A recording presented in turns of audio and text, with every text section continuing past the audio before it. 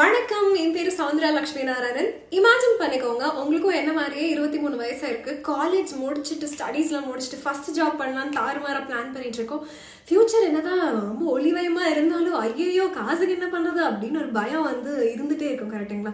எப்பெல்லாம் சேமிக்கணும், எப்படி retirement plan பண்ணணும், இந்த மாதிரி இப்போவுமே யோசிச்சுட்டே இருப்பேன். நான் ஃபார்வர்ட் பண்ணி நம்ம போகலாம். 45 வயசு ஆயிடுச்சு, ஹாப்பியா 2 குழந்தைங்க இருக்கு வாழ்க்கையில.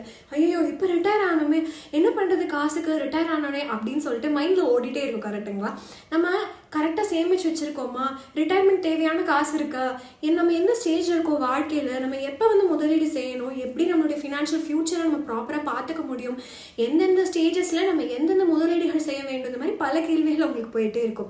வாழ்க்கையில் நிறைய பருவங்கள் நம்ம பார்த்துருப்போம். இந்த பருவங்களுக்கு ஏற்ற மாதிரி தான் நம்ம முதலீடும் செய்ய வேண்டும். அந்த மாதிரி எந்த வாழ்க்கை பருவத்தில் எந்த முதலீடு செய்யணும் அப்படிங்கிறது தான் இந்த காணொலியில் நம்ம பேச போகிறோம். 4 வாழ்க்கை பருவங்கள் இருக்கு. ஒரு வாழ்க்கை பருவங்களையும் நமக்கு காசினுடைய தேவை வேற வேற மாதிரியா இருக்கும். அந்த என்ன அப்படிங்கறத நம்ம புரிஞ்சுக்கலாம். இந்த காணொலி ஃபுல்லா மறக்காம பாருங்க. காணொலிக்குள்ள போறதுக்கு முன்னாடி மறக்காம லைக் பண்ணிருங்க, சப்ஸ்கிரைப் பட்டனை தட்டி விட்டுட்டு நோட்டிபிகேஷன்ஸ் ஆன் பண்ணிருங்க. அப்பதான் அருமையான விஷயங்கள் எல்லாத்தையுமே டெய்லி கத்துக்க முடியும். வாங்க நம்ம இப்ப இந்த வாழ்க்கை பருவ முதலீடுனா என்ன நம்ம பார்த்துக்கலாம்.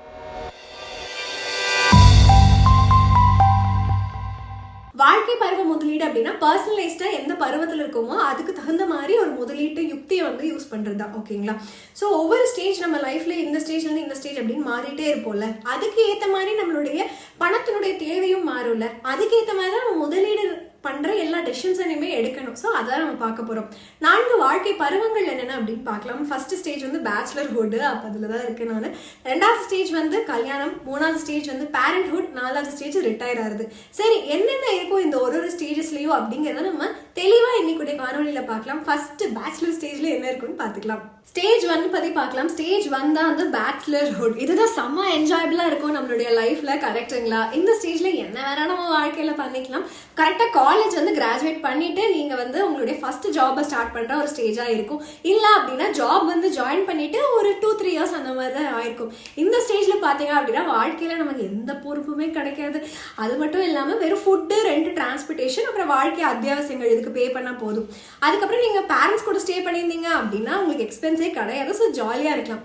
ஸோ ரோஹித் அப்படின்னு ஒரு பையன் நம்ம பார்த்துக்கலாம். அவர் இதே மாதிரி காலேஜ் கிராஜுவேட் பண்ணிட்டு அவருடைய ஃபர்ஸ்ட் ஜாப் ஸ்டார்ட் பண்றாரு. 50,000 ஒரு மாசத்துக்கு அவங்க ஜாப்ல காசு அவங்களுக்கு சேலரி கொடுக்குறாங்க. ரெண்ட், ஃபுட்டு, டிரான்ஸ்போர்டேஷன் காஸ்ட் இது எல்லாமே சேர்த்து ரோஹித் அவருக்கு 25,000 ரூபாய் ஆகுது. அது எல்லாத்தையுமே தாண்டி அவர் ஃப்ரெண்ட்ஸ் கூட வெளியே போகணும், ஜாலியா இருக்கணும்னு சொல்லிட்டு 5,000 ரூபாய் ஒரு மாசத்துக்கு செலவு பண்றாரு. இந்த சமயத்துல அவருக்கு பெருசா ரெஸ்பான்சிபிலிட்டிஸ் அப்படின்ட்டு பொறுப்புமே ஒண்ணுமே இல்லை. ஆனா என்ன பண்றாருன்னா, சரி எலக்ட்ரானிக் ஐட்டம் வாங்கலாம், புதுசா பைக் வாங்கலாம், பறக்கும் ராசாரின்னு சொல்லி டிராவல் பண்ணலாம் அப்படின்னு ஜாலியா இருக்காரு. பட் ஒரு பாயிண்ட் நம்ம எப்பவுமே யோசிச்சு வச்சுக்கணும். நம்மளுடைய ஆசைகள் நம்ம எவ்வளவு சம்பாதிக்கிறோமோ அதுக்கு மீறின செலவு நம்ம பண்ணவே கூடாது. லைஃபை ஃபுல்லா என்ஜாய் பண்ணணும், சூப்பரா வாழணும் அப்படின்னு சொல்லிட்டு ஒரு ஆசை இருக்கும். பட் பணம் அப்படிங்கிறது வரும்போது சீக்கிரம் வரும், செலவாகும்போது தண்ணி மாதிரி போகும்னு சொல்லுவாங்க. நமக்கு வயசும் கம்மியா இருக்கு, பொறுப்பு கம்மியா இருக்கிறதுனால நிறைய சேமிக்கணும். இந்த ஏஜ்ல நம்ம அதை தான் பார்க்கணும். அதுக்கப்புறமா தான் நமக்கு அடுத்த ஸ்டேஜுக்கு, நம்மளோட அடுத்த பருவம் லைஃபுக்கு போனோடனே பெருசா பிரச்சனைகள் எதுவும் வராம இருக்கும். ஸோ இப்போ ரோஹத்தினுடைய ஃபினான்ஷியல் ப்ரையாரிட்டிஸ் என்ன இருக்கும் நம்ம பார்க்க போறோம். அதுக்கப்புறமா எங்க முதலீடு பண்ணணும்னு பார்க்க போறோம். 2 பார்ப்போம். ப்ரையாரிட்டிஸ் பார்க்கலாம். ஃபர்ஸ்ட் என்ன பண்ணணும்னா, ரோஹித் ஒரு பட்ஜெட் வச்சுட்டு என்ன செலவெல்லாம் பண்றாரு அப்படின்னு சொல்லிட்டு எழுதி வச்சுட்டு எந்தெந்த ஏரியாஸ்ல எல்லாம் செலவுகளை கம்மி பண்ணலாம்னு எழுதி வச்சுக்கணும். 2வது கண்டிப்பா எமர்ஜென்சி ஃபண்ட் பில்ட் பண்ணும். 3 to 6 மாசத்துக்கு தேவையான செலவுகளுக்கு எல்லாத்தையும் எமர்ஜென்சி ஃபண்டா வச்சுக்கணும். ஏதாவது திடீர்னு ஜாப் லாஸ் ஆயிடுச்சு, வேலையை தூக்கிட்டாங்க, இல்லைன்னா ஏதாவது மெடிக்கல் எமர்ஜென்சி இருந்துச்சுன்னா கண்டிப்பா அதை பயன்படுத்தணும். அசியூம் பண்ணிக்கலாம் 5,000 ரூபாய் ஒரு மாசமா அவர் வச்சுக்கிறாரு அப்படின்னு சொல்லிட்டு. அதுக்கப்புறமா அதை வச்சு லேட்டஸ்டா எலக்ட்ரானிக் கேஜெட், ஒரு பைக் வாங்குறது, ஜாலியா டிராவல் பண்ணுறது, இந்த மாதிரி பண்ணிக்கலாம். ஸோ ஷார்ட் டேர்ம் கோல்ஸ் இது எல்லாமே இருக்கு. கரெக்டுங்களா? ஸோ 5,000 ரூபாய் சேவ் பண்ணலாம் அப்படின்னு சொல்லிட்டு நம்ம மாசத்துக்கு இவர் 50,000 ரூபாயிலிருந்து 5,000 ரூபாய் சேவ் பண்றான்னு வச்சுக்கலாம். இம்பார்ட்டண்டா இவர் சேவ் பண்றதுல ரிட்டையர்மெண்ட்டுக்கும் இப்பவே பண்ண ஆரம்பிக்கணும். இப்பவே பண்ணாதான் ரொம்பவே பெஸ்ட். எஸ்ஐபி கால்குலேட்டர் நான் உங்களுக்கு காட்டுறேன். அப்பதான் ரிட்டையர்மெண்ட் அப்ப எவ்வளவு காசு இருக்கும் தெரிய முடியும். 25 வயசு ஆயிருக்கு, 60 வயசுல ரிட்டையர் ஆவாரு, 35 வருஷம் இருக்கு இவருக்கு. இன்னைக்கு இவர் இன்வெஸ்ட் பண்றாரு 5,000 ரூபாய் 12% எஸ்ஐபியில. அப்ப ரிட்டையர்மெண்ட் அப்ப 3.24 கோடி இருக்கும். இன்ஃபிளேஷன் ரேட் 6% எடுத்தோம் அப்படின்னு பாத்தீங்கன்னா இன்னைக்கு டைம்ல அப்ப வரைக்கும் எடுத்தா 42 லட்சம் ரூபாய் வருது. ஸோ ரோஹித் இப்ப 40 வயசு ஆயிடுச்சுன்னு வச்சுக்கோங்க. ஆனா 40 வயசு தான் 15,000 ரூபாய்க்கு 20 வருஷத்துக்கு எஸ்ஐபியில் இன்வெஸ்ட் பண்றாரு. நீங்க பாத்தீங்க அப்படின்னா அவருக்கு எவ்வளவு அமௌண்ட் இருக்கும் ரிட்டையர்மெண்ட்னா, வெறும் 1.49 கோடி தான் இருக்கும். லேட்டா இன்வெஸ்ட் பண்ணும்போது நான் நிறைய பணம் போட்டுக்கிறேன் அப்படின்னு நினைச்சா அதெல்லாம் ஒர்க் அவுட் ஆகுது. சரி, இந்த பருவத்துல எங்க இன்வெஸ்ட் பண்ணணும்னு பார்க்கலாம். வயசு கம்மியா இருக்கு, ஒரு பொறுப்பும் இல்லை, அப்ப என்ன பண்ணணும், காசை வந்து காம்பவுண்ட் பண்ணணும், நமக்காக காசை வளரணும், அதுதான் பண்ணணும். ஸோ அதிகமா ரிஸ்க் இருக்கிற ஆசெட்ஸ்ல இந்த வயசுல போடலாம். நம்ம ஸ்டாக்ஸ், மியூச்சுவல் ஃபண்ட்ஸ், கமோடிட்டிஸ்ல இன்வெஸ்ட்மெண்ட் செய்யறது, பிரைவேட் எக்விட்டியில பண்றது, ஹெட்ஜ் ஃபண்ட்ஸ், ஆர்ட்ல இன்வெஸ்ட் பண்றது, கிரிப்டோ கரன்சி இதெல்லாம் பண்ணலாம். ரியல் எஸ்டேட் இன்வெஸ்ட்மெண்ட் கூட இந்த வயதுல நம்மளால பண்ண முடியும். ராஹித் வந்து அவருடைய ஷார்ட் டேர்ம் கோல்ஸ்க்கு வந்து எல்லாம் இன்வெஸ்ட் பண்ணணும்னு பார்த்தீங்கன்னா கம்மியாக நிலையற்ற தன்மை இருக்கும் விஷயங்கள்ல. ஷார்ட் டேர்ம் கோல்ஸ், அதாவது டிராவல் பண்ணுறது, எலக்ட்ரானிக் கேஜெட் வாங்குறது, அதுக்கு பாண்ட்ஸ், டெட் மியூச்சுவல் ஃபண்ட்ஸ்ல பண்ணலாம் ஷார்ட் டேர்ம் கோல்ஸ்க்காக. அடுத்த ஸ்டேஜ் என்ன ரோஹித்துக்கு? கல்யாணம். ஸோ கல்யாணத்துக்கு என்ன அப்படின்னு சொல்லிட்டு நம்ம பார்க்கலாம். ரோஹித்தோட வாழ்க்கையில அடுத்த ஸ்டேஜ் என்ன அப்படின்னு பார்த்தா, ஆஹா கல்யாணம், அதுதாங்க அடுத்த ஸ்டேஜ். இவர் பேச்சுலரா இருந்துட்டு ரொம்ப எக்ஸைட்டிங்கான சவாலான ஒரு கல்யாண ஸ்டேஜுக்குள்ள இப்ப நம்மளுடைய ரோஹித் வந்து என்ட்ரி பண்றாரு.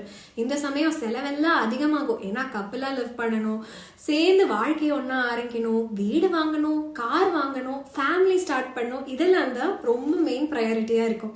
இந்த சமயத்துல வளரணும், மாற்றங்கள் இருக்கும், பொறுப்பு ரொம்ப அதிகமாகும்.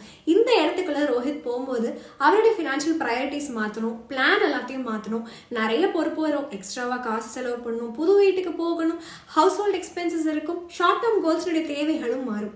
இந்த சமயத்துல கம்மியா ரிஸ்க் இருக்கிற முதலீட்டுல போகணும், நல்ல வளர்ச்சியும் கொடுக்கணும், ஒரு நிலையுள்ள தன்மையோட. இந்த சமயத்துல இவருக்கு என்ன ஃபினான்ஷியல் ப்ரையாரிட்டிஸ் இருக்கும் அப்படின்னு நம்ம பார்க்கலாம். ரோஹித் வந்து கண்டிப்பா எமர்ஜென்சி ஃபண்டு, ரிட்டையர்மெண்ட் சேவிங்ஸ் இதை கண்டினியூ பண்ணணும்.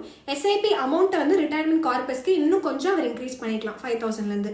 ஒரு வீடு வாங்கணும், கார் வாங்கணும், அதுக்காக டவுன் பேமெண்ட்டுக்கு கண்டிப்பா அவர் வந்து சேவ் பண்ண ஆரம்பிக்கணும். அவருடைய லைஃபையும் செக்யூர் பண்ணணும், இன்சூரன்ஸ் அந்த மாதிரி ஏதாவது எடுத்து கண்டிப்பா பண்ணணும். இம்பார்ட்டன்ட் கொஸ்டின் என்னன்னா, இதெல்லாம் பண்றதுக்கு எந்த இடத்துல முதலீடு செய்யணும்? சரி, எந்த இடத்துல முதலீடு செய்யணும் பார்க்கலாம். நிறைய பொறுப்புகள் இருக்கு, நிறைய செலவுகள் இருக்கு, அதனால ரொம்ப ரிஸ்கா இருக்கிற எக்விட்டியில கம்மியாக தான் நம்ம முதலீடு செய்யணும். இந்த சமயத்துல பாண்ட்ஸ், டெட் மியூச்சுவல் ஃபண்ட்ஸ்ல பண்ணலாம். லார்ஜ் கேப் பங்குகள்லேயே முதலீடு செய்யலாம். லார்ஜ் கேப் பங்குகள் வந்து நிலையற்ற தன்மை இருந்தால் கொஞ்சம் ரிஸ்க் கம்மியாக தான் இருக்கும், லாங் ரன்ல நல்ல வருவாய் கொடுக்கும். For example June 17, 2023 S&P BXC large cap index வந்து 12.37% 10 வருஷத்துக்கு ஆனுவலைஸ் ரிட்டர்ன் கொடுத்துருக்கு. இந்த இடத்துல ரிட்டையர்மெண்ட் பிளான்ஸ்க்கு நம்ம PPF, public provident fund, national pension scheme, employee provident fund, இது மூணுலையுமே முதலீடு செய்யலாம். ஃபைனலா இந்த ஸ்டேஜ்ல லைஃப் அப்புறம் ஹெல்த் இன்சூரன்ஸ் கண்டிப்பா எடுத்து வச்சுக்கணும். நமக்கு ஏதாவது பிரச்சனை வந்தாலும் நம்ம ஃபேமிலி சந்தோஷமா இருக்கணும், பொண்டாட்டி சந்தோஷமா இருக்கணுங்கிறக்காக ரோஹித் பண்றாரு. அடுத்து தன்னோட வாழ்க்கையில இரட்டிப்பா சந்தோஷத்தை கொடுக்குற ஸ்டேஜுக்கு போயிட்டாரு, அதுதான் பேரண்ட்ஹுட். குழந்தை வாழ்க்கைக்குள்ள வர்றது ரொம்பவே சந்தோஷமான அனுபவம் எல்லாருக்குமே. ஆனா பொறுப்பு அதிகமாகவும் செலவு டபுள் மடங்கா ஆகும். ஸோ பேரண்டா இருக்க போறோம் அப்படின்னா நம்ம கண்டிப்பா ரெகுலர் எக்ஸ்பென்சஸ்ல இருந்து ஃபர்ஸ்ட் டேல இருந்து அதோட சாப்பாடு, துணிமணி, அவங்களுக்கு ஹையர் பண்ற நானி, ஹெல்த் கேர், எஜுகேஷன், இது எல்லாத்துக்குமே நம்ம குழந்தைக்கு பண்ணணும். பெஸ்ட் ஸ்கூல் போகணும், best education, hobby, Bharatanatyam, singing எல்லாம் கத்துக்கணும்னு ஆசைப்படுவோம், கரெக்டா?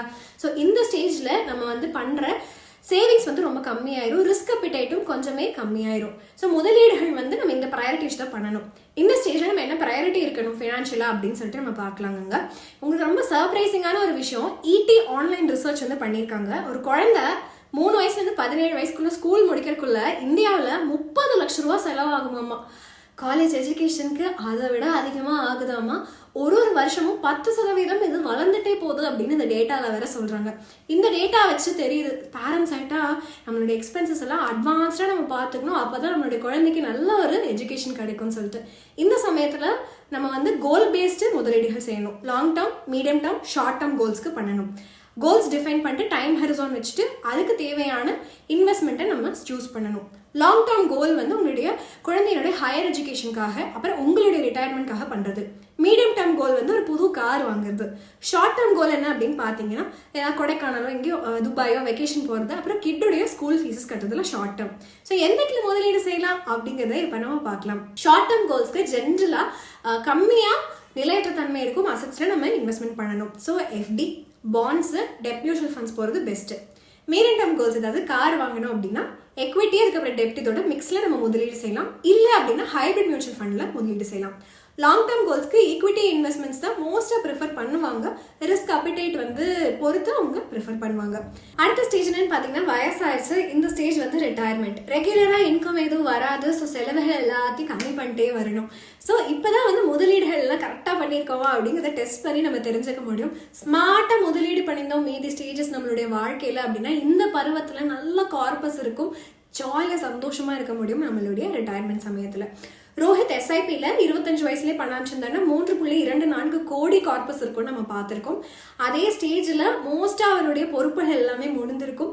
அவர் நல்லா இன்வெஸ்ட் பண்ணியிருந்தாரு. அப்புறம் இந்த சமயத்தில் எந்த இன்கமும் இல்லை அப்படின்னா எக்ஸ்பெண்டிச்சர் கொஞ்சம் அதிகமாக இருக்கும், வயசாயிடுச்சு, மெடிக்கல் காஸ்ட்லாம் இருக்கும். ஸோ அதெல்லாமே பார்த்துக்கணும். ஸோ இன்வெஸ்ட்மெண்ட் இப்போ பண்ணுறோம் அப்படின்னா கொஞ்சம் கம்மி ரிஸ்காக இருக்கிறது தான் பண்ணணும். இந்த சமயத்தில் என்ன ப்ரையாரிட்டிஸ் இருக்கும், நம்மளுடைய ஃபினான்ஷியல் ப்ரையாரிட்டிஸ்ன்னு சொல்லிட்டு பார்க்கலாம். ரிட்டையர்மெண்ட் சமயத்தில் ஃபினான்ஷியல் ப்ரையாரிட்டிஸ் வந்து ரெகுலர் இன்கம் வச்சு நம்ம வந்து முதலீடு செய்கிறதோ சேவிங் செய்கிறதோ அந்த மாதிரி இல்லாமல் ஃபினான்ஷியல் ப்ரையாரிட்டிஸ் வந்து நம்ம வந்து இருக்கிற காசு வச்சு நம்ம எப்போவுமே டே டு டே எக்ஸ்பென்சஸ் பார்த்துக்கணும். நமக்கு தேவையான மெடிக்கல் செலவுகள், மெடிசன் வாங்குறது பார்த்துக்கணும். டே டு டே எக்ஸ்பென்சஸை பட்ஜெட் போட்டு பட்ஜெட் 19 மாதிரி பார்த்துக்கணும். ஸோ நீங்கள் ரிட்டையர்மெண்ட் என்டர் ஆகிட்டீங்க அப்படின்னா உங்களுடைய பணத்தை ஸ்டெடி சோர்ஸாக இன்கமாக அது வந்து இருக்கணும். அப்படி தான் நீங்கள் வச்சுக்கணும். அதுதான் ரொம்ப பெஸ்ட்டான விஷயம். இதை அச்சீவ் பண்ணுறதுக்கு நீங்கள் லோவர் ரிஸ்க் ப்ராடக்ட்ஸான டெட் மியூச்சுவல் ஃபண்ட்ஸு, அது கூட சேர்த்து சிஸ்டமேட்டிக் வித்ட்ராவல் பிளான் ஆப்ஷன் இதில் எல்லாம் முதலீடு செய்யலாம். இது உங்களுக்கு ரெகுலராக ஒரு வருவாய் கொடுக்கும் உங்களுடைய முதலீடுகளிலிருந்து. வேறு ஆப்ஷன்ஸ் என்னெல்லாம் பார்த்தீங்கன்னா overnight funds, post office monthly plans, அப்புறம் லிக்விட் ஃபண்ட்ஸ். இதெல்லாம் உங்களுக்கு ஃபினான்ஷியலாக நிலையும் தன்மையும் கொடுக்கும். பீஸ் ஆஃப் மைண்டுக்கு சந்தோஷமாக இருக்கலாம். இப்போ 4 ஸ்டேஜஸ் வாழ்க்கையில் என்ன முதலீடு என்னென்ன பண்ணணும், என்ன ப்ரையாரிட்டி பண்ணணும், எப்படி பண்ணணும், என்ன மாதிரி ஃபேக்டர்ஸ்லாம் இன்ஃப்ளூயன்ஸ் ஆகும்னு நம்ம பார்த்துட்டோம். உங்களுக்கு எவ்வளோ ரிஸ்க் எடுக்க முடியும், வருவாய் எவ்வளோ இருக்குது, எக்ஸ்டர்னல் கண்டிஷனான பொருளாதார நிலை, மார்க்கெட் ட்ரெண்ட், இது எல்லாத்தையும் வச்சு உங்களுடைய முதலீடு யுக்தியை நீங்கள் மாற்றிட்டே இருக்கலாம். இது எல்லாத்தையுமே வச்சுட்டு சூப்பராக டெசிஷன் எடுங்க. அப்போ தான் ஒவ்வொரு பருவத்துலேயும் நம்ம வாழ்க்கையில் வந்து ரொம்ப சந்தோஷமாக இருக்க முடியும். இந்த காணொலியோட எண்டுக்கு வந்துட்டோம். நம்ம எல்லா பருவங்கள்லையும் என்னென்ன முதலீடுகள் செய்யணும், என்ன ஃபினான்ஷியல் கோல்ஸ் வச்சுக்கணும் அப்படிங்கிறத டிஸ்கஸ் பண்ணியிருக்கோம். 4 பருவங்கள், 4 ஃபினான்ஷியல் ப்ரையாரிட்டிஸ், 4 முதலீடுகள், இது எல்லாத்தையுமே நம்ம ஒரு பருவத்துக்கும் பார்த்துருக்கோம். சில கீ டேக்அவேஸ் பார்க்கலாம். சீக்கிரமாக முதலீடு பண்ண ஆரம்பிங்க. அப்போ தான் உங்களுடைய பணம் வந்து டக்கு டக்குன்னு வளரும். இதுதான் ஃபர்ஸ்ட் டேக்அவே நான் உங்களுக்கு கொடுக்க போகிறேன். ரெண்டாவது வந்து என்னென்னு பார்த்தீங்கன்னா உங்களுடைய கோல்ஸ் வந்து நீங்கள் வந்து இன்வெஸ்ட் பண்ணுங்கள். ஷார்ட் டேர்ம் கோல் என்ன, லாங் டேர்ம் கோல் என்னன்னு பார்த்துட்டு ஃபோக்கஸ்டாக அதை நோக்கியே நம்ம போயிட்டே இருக்கணும். 3வது, ஏஜுக்கு தகுந்து உங்கள் போர்ட்ஃபோலியோ ரீபேலன்ஸ் பண்ணுங்கள். ரொம்ப வயசாக ரிஸ்க் டாலரன்ஸ் மாறும். அதனால நம்மளுடைய போர்ட்ஃபோலியோவில் இருக்கிற ரிஸ்க்கை வந்து நம்ம பேலன்ஸ் பண்ணிகிட்டே இருக்கணும். அப்போ தான் சந்தோஷமாக இருக்க முடியும், சந்தோஷமாக முதலீடு பண்ண முடியும். லைஃப் ஸ்டேஜ் இன்வெஸ்டிங், இது என்ன லைஃப் ஸ்டேஜில் இருக்கோமோ அதை வச்சு முதலீடு செய்கிறது ரொம்பவே நல்ல விஷயங்க. இந்த காணொலியோட முடிக்கு வந்துட்டோம். இந்த காணொலி முடிகிறதுக்கு முன்னாடி இன்னொரு விஷயம் மறக்காதீங்க. இது எல்லாமே உங்களுடைய எஜுகேஷனல் பர்பஸ்க்காக. இதில் எதுவும் இன்வெஸ்ட்மெண்ட் அட்வைஸ் நாங்கள் கொடுக்கல. இன்னைக்குடைய காணொலி உங்களுக்கு ரொம்ப பிடிச்சிருக்கும் அப்படின்னு நான் நினைக்கிறேன். ஸோ மறக்காமல் இந்த காணொலிக்கு லைக் கொடுத்துருங்க. உங்கள் நண்பர்கள் எல்லார்கிட்டையுமே பகிர்ந்துக்கோங்க. சப்ஸ்கிரைப் பண்ணிடுங்க. அப்போ தான் இந்த மாதிரி நிறைய காணொலிகளை நம்ம க்ரோ சேனலில் பார்க்க முடியும். இன்னைக்குடைய காணொலி பார்த்ததுக்கு ரொம்பவே நன்றி. இன்னும் ஒரு அருமையான காணொலியை நம்ம எல்லாரும் சந்திக்கலாம். நன்றி, வணக்கம்.